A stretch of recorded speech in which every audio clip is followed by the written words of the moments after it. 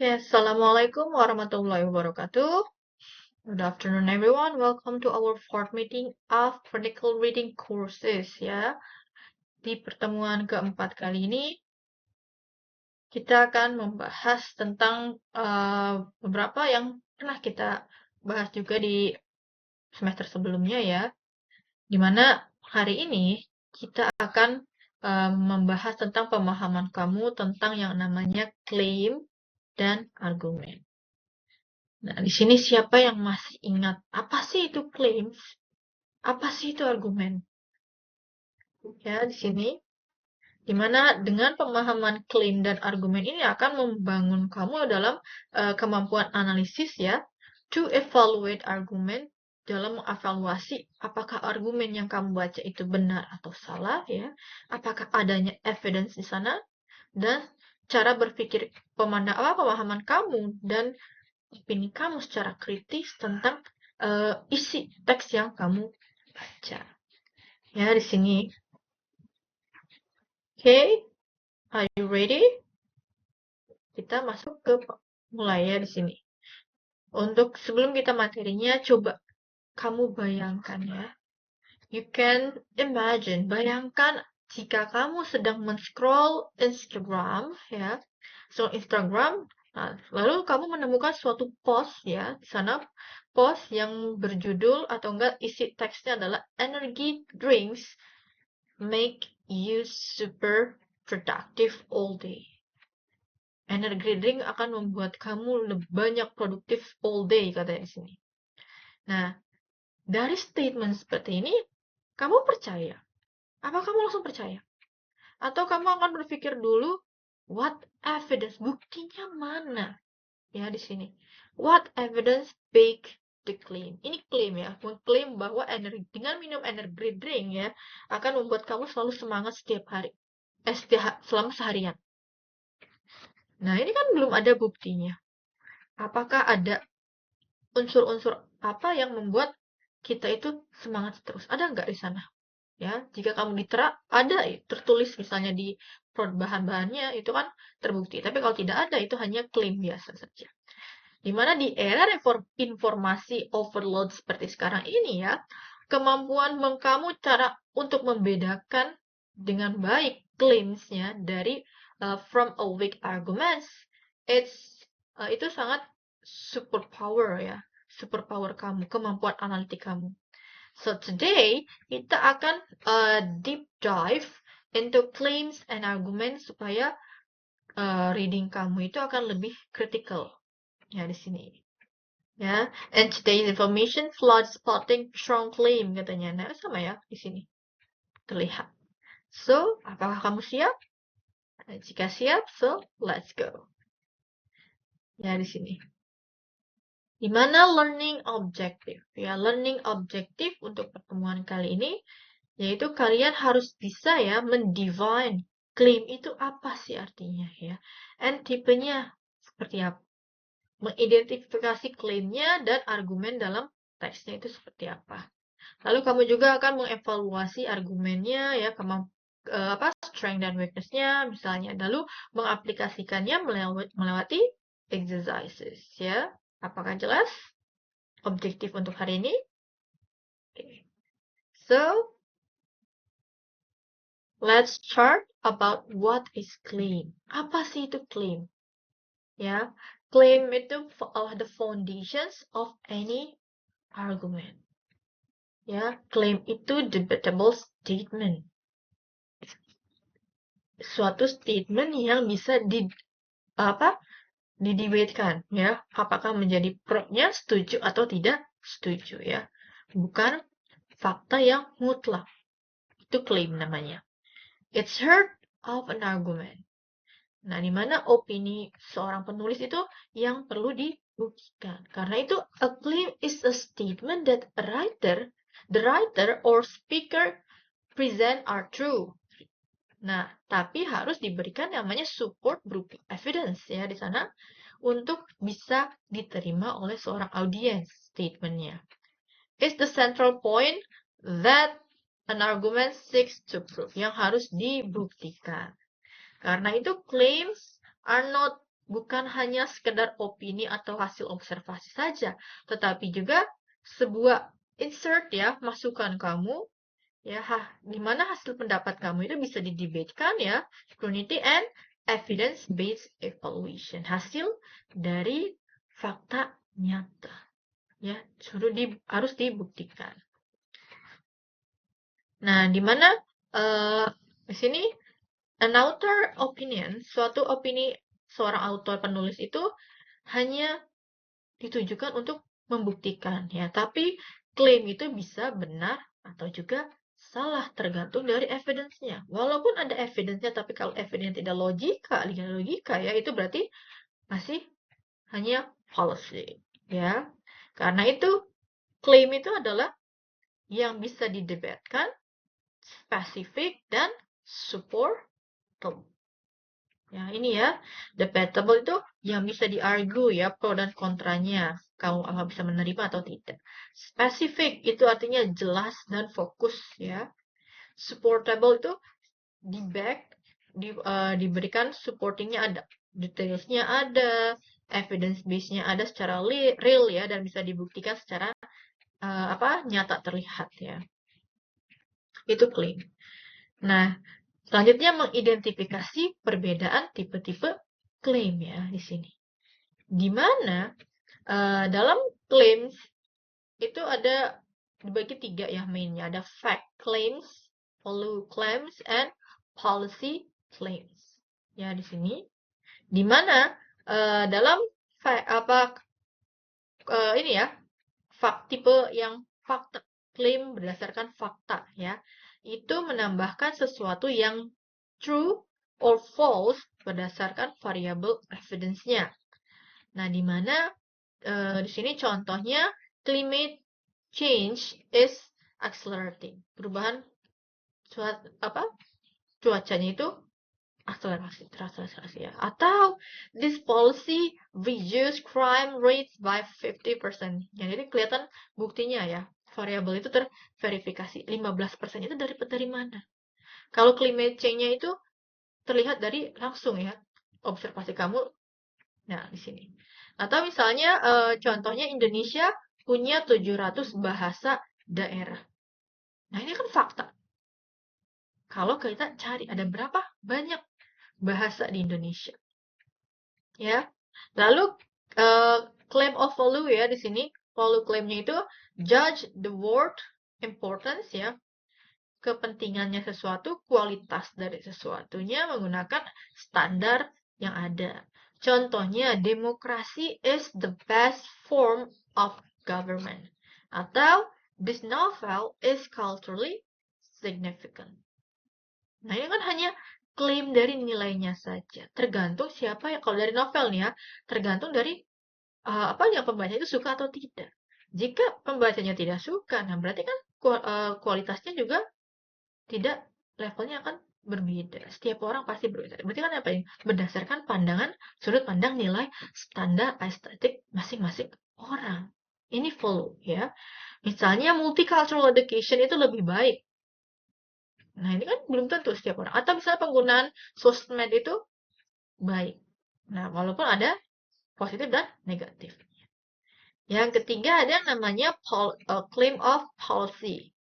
Policy claim ya, yang memberikan argue that, sini ya, argues for against or against, melawan ke specific course of action atau perubahan yang ada.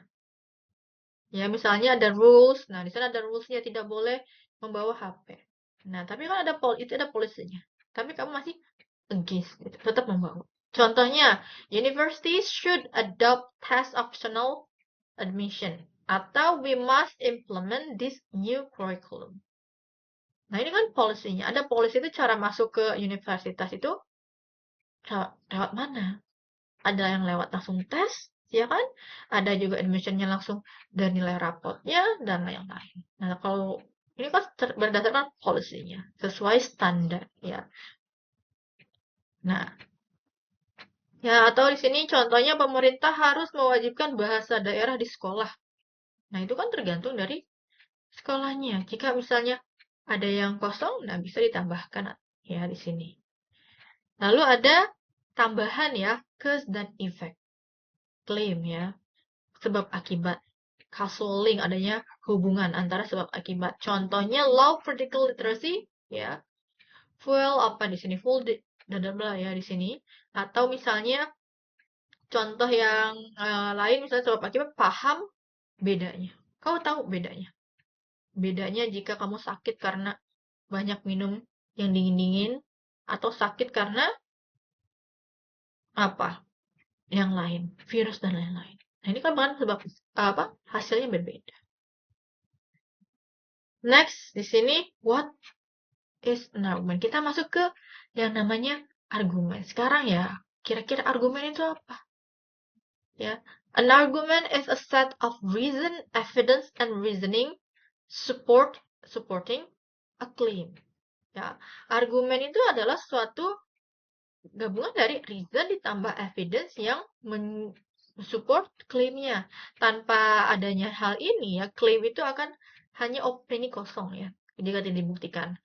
Karena itu suatu key components yang ada di dalam suatu argumen itu harus ada yang namanya pertama komponen premise ya.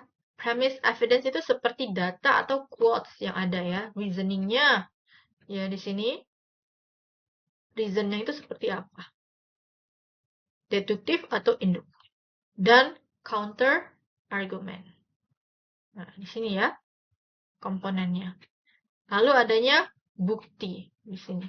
Bukti yang berupa data, example, state, or quotes. Ya, premise tadi basic reasonnya, fakta atau asumsinya apa, evidence-nya muncul berupa data, contoh, dan lain-lain. Lalu ada reasoning-nya, logic, connecting evidence to claim, yang memberikan koneksi dengan hasil datanya. Apakah benar jika seperti ini hitungannya? Ya, bisa berupa deduktif ataupun induktif. Lalu ada yang namanya counter argument, yaitu merespon potential objection. Oh, saya tidak setuju dengan hasil seperti ini. Ya, seperti misalnya matematika, jika kamu salah sedikit menghitung rumusnya, pasti hasilnya akan berbeda. Satu orang jawabannya satu lagi jawabannya minus 1. Nah, jika kamu salah memindahkan saja kan kalau matematika langsung salah ya.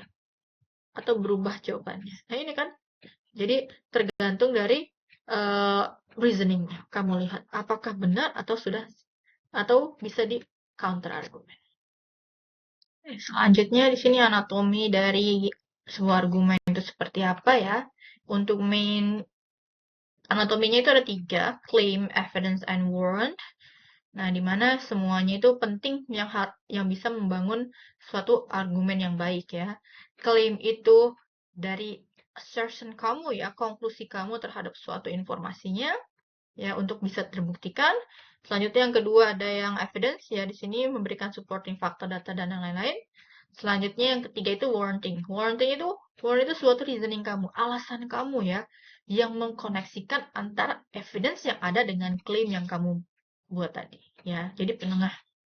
Nah, di mana ada pun di sini yang penggunaan model yang namanya Tolman model ya, yaitu additional structure dalam argumen agar suatu argumen itu lebih baik lagi ya. Contohnya ada backing, tambahan warrant, tambahan reasoning untuk mensupport ya. Adapun qualifier, ingat ya, menjelaskan kualitas. Berarti kualitas dari backingnya atau evidence-nya itu seperti apa. Ada kata likely, ada kata often ya. Seringnya seperti apa. Nah, lalu ada kata rebuttal juga di sini. Rebuttal itu apa? Menjawab counter argumen yang tadi ya. Nah, contohnya misalnya dalam argumen, klaimnya itu bilang active learning improve students retention. Nah, ini klaimnya bilang. Nah, evidence-nya apa? Dari studi 2023 katanya menunjukkan 25% higher retention rate ya in active learning class. Nah, warn-nya yang menjelaskannya reason-nya. The warn assumes that the study is representative ya, dan metodologinya bagus ya di sini, and retention is valid measure ya, sudah valid penghitungannya dan lain-lain. Ini bisa warranting. Bisa juga tambahkan juga yang lain ya. Ini kan additional warranty-nya. Contohnya apa? Ini kan 2023, cari yang barunya dan lain. Oke, that's ya. Lanjut mengevaluasi namanya argumen strength ya, kekuatan dari suatu argumen. Nah, di mana untuk mengevaluasi itu kamu harus bertanya, apakah datanya itu relevan? Ya, terhubung dengan klaimnya. Yang kedua, apakah kredibel? Kredibel sumbernya itu dari mana? Ya, apakah sudah bersinta? Apakah yang Scopus datanya atau penulisnya yang enggak aneh-aneh ya? Lalu ada sufficient. Ya, sufficient itu evidence-nya itu apakah sudah bagus ya, diverse, tidak hanya satu saja. Misalnya kamu lihatnya cukup ke bukti yang kualinya saja, tapi ternyata ada yang sedikit berbeda dan lain-lain. Misalnya terbaru, nah ini ya, ini sufficient. Hasil datanya harus cukup. Lalu yang terakhir logic. Apakah logikal?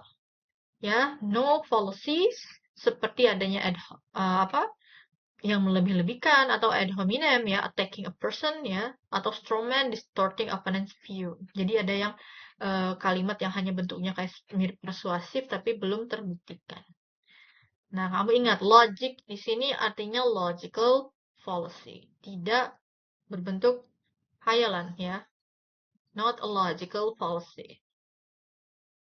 Lihat, free fall fallacy. Artinya common reasoning errors itu harus di-undermine dengan yang namanya kualitas argumennya seperti apa. Karena itu, saat kamu menemukan suatu bukti yang tidak jelas, nah itu berarti namanya fallacy.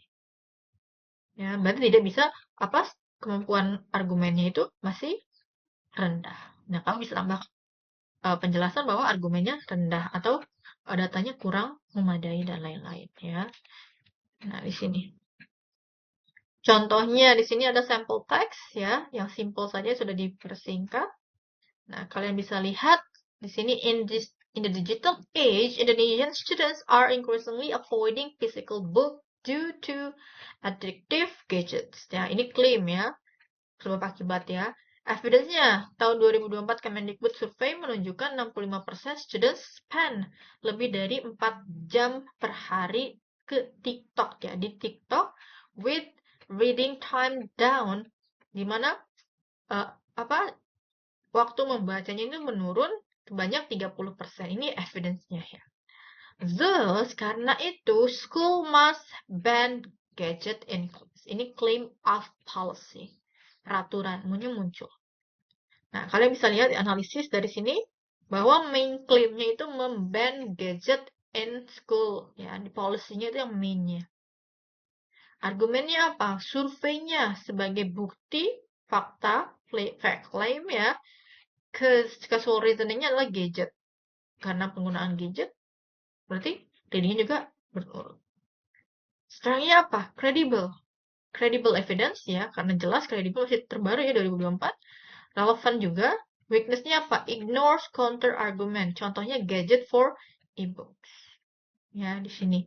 Kan kalau misalnya gadgetnya tidak hanya aplikasi tapi menggunakannya e-books, berarti harusnya time reading itu malah bukannya menurun tapi meningkat. Nah, ini ya ignore counter argument. Source-nya apa? Ada ya di sini strong.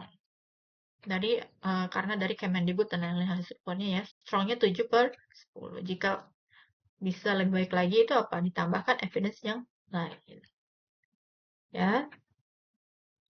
Nah, lalu ada distinguishing between strong and weak evidence. Cara membedakan mana yang kuat, mana yang lemah buktinya ya. Tidak semua evidence itu nilainya sama ya. Ada yang tergantung dari kualitas evidence seperti apa, tergantung dari cara kamu pemahaman tentang informasinya. Nah, di sini ya, strong evidence-nya itu bisa ada beberapa, contohnya peer review academic sources, dari hasilnya bersinta atau yang Scopus ya, recent, terbaru, relevan dengan datanya, dan credible institusi ya. Lalu multiple sources converging on same conclusion. Nah, jadi jangan hanya dari satu sumber saja. Kamu dari bisa beberapa sumber gabungkan menjadi satu jika konklusi mereka itu sama. ya. Directly addresses the specific claim-nya. Secara langsung jelas ya menunjukkan klaimnya itu apa. Lalu transparent methodology dan clear limitation. Yang terakhir replicable finding. Findingnya bisa ditemukan jika kamu melakukan penelitian yang sama. Ya, ini namanya strong evidence. Kalau weak evidence itu artinya apa? Anecdote or personal stories. Kebanyakan, berdasarkan pengalaman saya, dari awal sampai akhir itu pengalaman semua. Nah, itu hanya kata kamu sendiri. Walaupun misalnya itu benar, nah, tapi kalau tidak dibuktikan dengan sesuatu yang nyata, dari misalnya sudah terjadi sumbernya dari jurnal lain-lain, atau dari buku, itu kan berarti hanya personal story saja. Lalu outdated irrelevant sources. Nah, yang lebih bagus itu apa? 5 atau sampai 8 tahun terakhir ya, dari kutipan kamu. Lalu singular sources making sweeping claims. Kemarin sudah kita belajar mensintesis informasi ya. Jika hanya dari satu saja itu belum terbuktikan. Lalu ini ya, opini yang masih belum jelas. Berarti apa? Ada logical fallacy di sini ya. Lalu bias or unqualified sources-nya. Source-nya tidak tertera dari mana sumbernya ya. Lalu ada correlation present as causation. Nah, ini ya, tidak boleh. Nah, ini. Silahkan kalian bisa ya berlatih mencari evidence-nya, melihat apakah evidence yang kamu temukan dalam jurnal itu berbentuk strong or weak evidence. Selanjutnya, oke, latihan. Coba kamu identifikasi klaim dan argumen. Di sini ada yang simple text. Fast food is the main cause of obesity in Jakarta. BPA's 2025 datanya 40% of urban residents eat fast food 3 times a week, with obesity up to 25%. Therefore, the government should raise fast food tax. Nah, kira-kira tipe klaimnya apa? Silakan komponennya apa saja, lalu evaluasinya. Oke, kita lihat jawabannya. Ya, claim type-nya berupa fakta, obesity cause ya, policy tax. Ya, ada polisinya juga muncul ya. Lalu komponennya adalah premis 1, BPS data sudah ada, evidence-nya status berupa states ya, ada 25% dan lain-lain. Reasoning-nya masih bentuk casual ya. Evaluasinya apa? Relevant dan credible. Official source ya. Sufficient juga. Strong single datum ya. Logical. Policy-nya apakah ada? No. Tidak ada ya. Skornya adalah 9/10. Lacks rebuttal. Ini yang simpelnya ya. Nah, ini selanjutnya group discussion kamu. Silahkan pahami ya. Lalu analisis. Identifikasi all claims yang ada ya. Nah, lalu evaluate argument using Toglem table ya. Suggest improvement. Silahkan.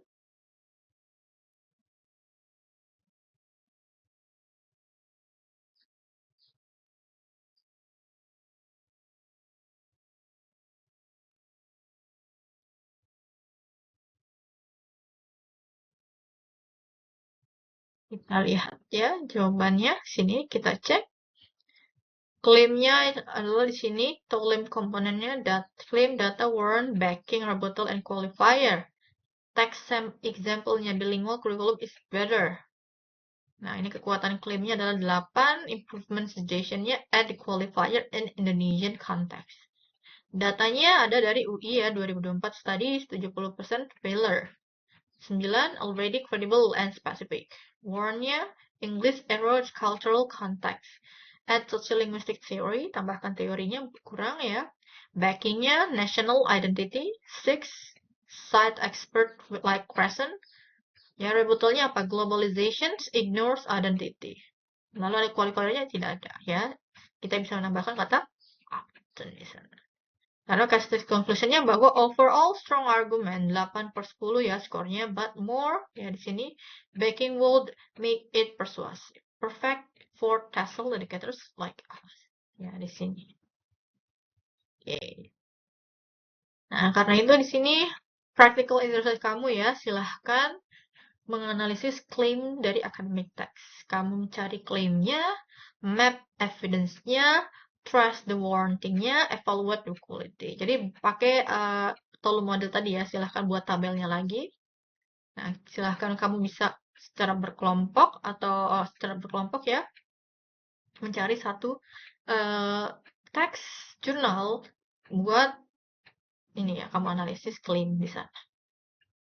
Nah, di sini, nah di mana deadline-nya itu tanggal 23 April 2026 ya. Di hybrid class jangan lupa link video dan hasil practical exercise-nya. Oke. Selanjutnya di sini reflection kamu, silahkan masukkan komen kamu ke dalam 4 yang sudah disiapkan di GCR ya. What is the strongest claim you have read this week dan why? How does this change your approach ya to the news or academic journals? Yang ketiga, personal challenge. I often bla bla bla. Silahkan kamu tambahkan ya. Conclusion pada hari ini yaitu bahwa claim itu sesuatu yang bisa debatable ya, opini yang bisa kamu debatekan, yang backed by strong argument dengan evidence dan reasoning yang jelas, ada rebuttalnya juga, menggunakan Tolom model untuk mengevaluasi from identifikasi ke kritik ya. Karena itu this is a critical reading foundation. Your critical journey masih baru dimulai ya di sini. Karena itu seperti seorang detektif ya, di lautan info yang banyak seperti ini ya, kalian punya alat untuk men-uncover claim and argument ya, menggunakan critical thinking. Jadilah critical reader yang mentransformasi pendidikan Indonesia one argument at a time. Satu persatu ya, jangan secara langsung. Karena itu semakin banyak kamu berlatih, semakin meningkat juga your critical thinking. So don't stop practicing. That's all for today's lessons. See you in the next video. Wassalamualaikum warahmatullahi wabarakatuh.